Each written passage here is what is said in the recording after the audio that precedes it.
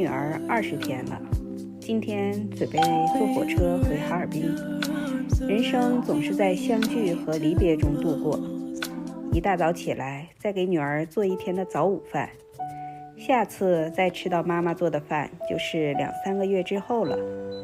冰箱里剩了一根玉米，做一个玉米汁儿，烙一张牛肉馅饼做早餐。午餐是火腿炒玉米粒儿青豆。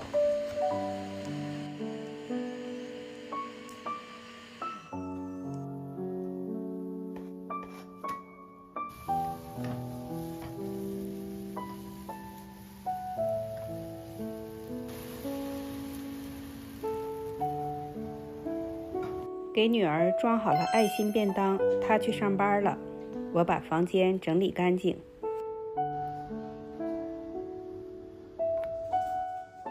前一天把冰箱里的肉和馄饨皮儿都包成了馄饨，冻好收起来，她下班回来可以方便煮着吃。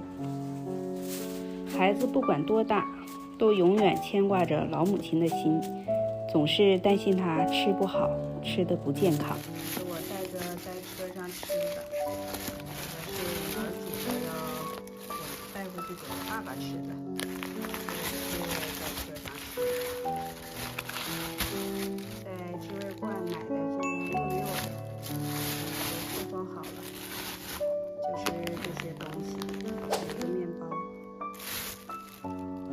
回程我没有坐飞机，选择坐绿皮火车，全程用时26个小时。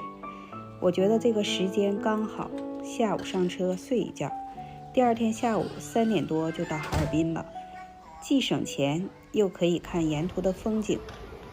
而且我觉得我们60、70年代的人都有一个绿皮火车的情怀，觉得坐绿皮火车去旅游是一件很浪漫的事情。还有一个卧铺情节，可能是因为小的时候能够坐上卧铺是一件多么奢侈的事情。听见冬天的离开，我在某年某月醒过来，我想，我等，我期待，未来却不能因此安排。